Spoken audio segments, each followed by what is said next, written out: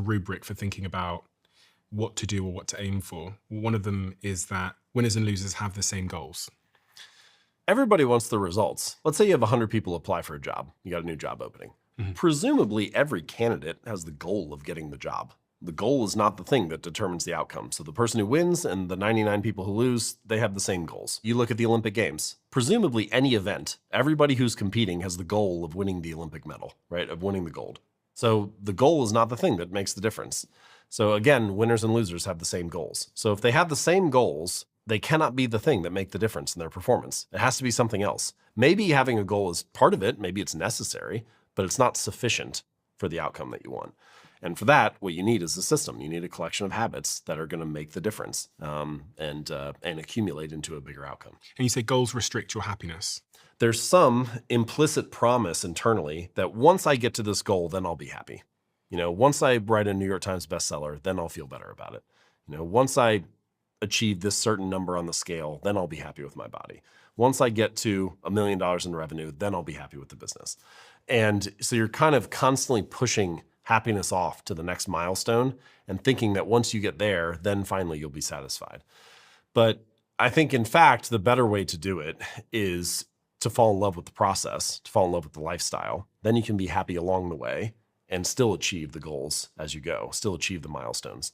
For a long time, I had trouble with this question of, do I have to be dissatisfied if I want to be driven? Yeah. Do you have to be dissatisfied to be driven? Because to me, I felt like there's where I'm at right now, and there's where I want to be. And so there's this gap, and that gap is dissatisfaction. That gap is, you want it to change, you want it to close. And it's also what is motivating and driving you, is to try to close that gap. And so the healthiest answer, maybe the answer is yes, I don't know.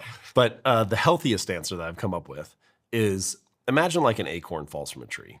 It manages to take root, becomes a seedling and then a sapling, and eventually grows into this mature oak tree. And at no point in that process, when it was just an acorn, it wasn't criticizing itself for not being a sapling. It was just a sapling, it wasn't criticizing itself for not being an oak. It wasn't dissatisfied with where it was at. And nobody came over and was criticizing it for, oh, I can't believe you're not a full-grown tree yet. But it kept growing the whole time. So simultaneously, you have this thing where it was both perfect at each stage that it was at. Nothing was wrong, and yet it continued to grow.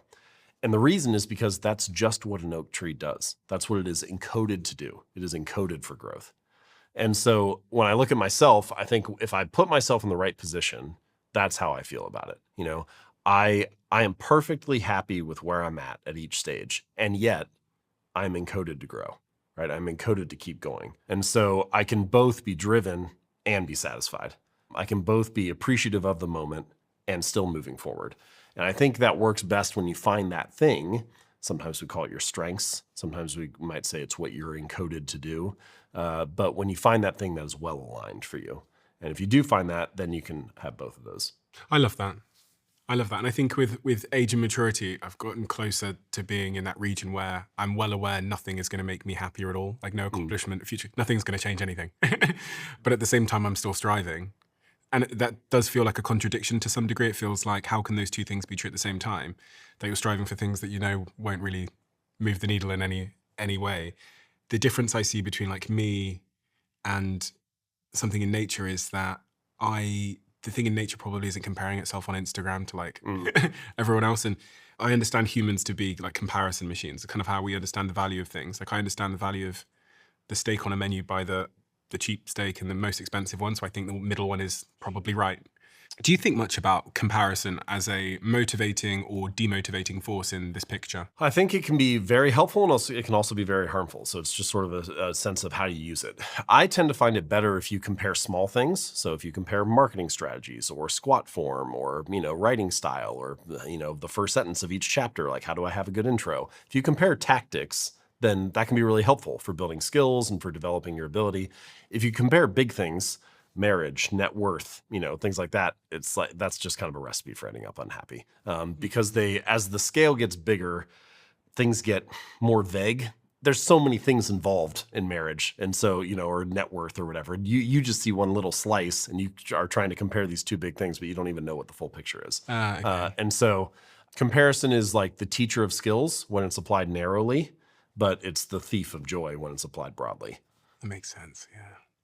Earlier on, when you said that ambitious people, they have lots of aspirations, lots of habits they want to start, I was thinking about myself and thinking there's probably 30 habits that I would like to acquire. I'd want to be better at writing. I want to be a runner. I want to be better at speaking. I want to be a better friend and be more attentive with my friends and make sure I text them on their birthdays and all of these new habits that I want to pursue. How does one know which one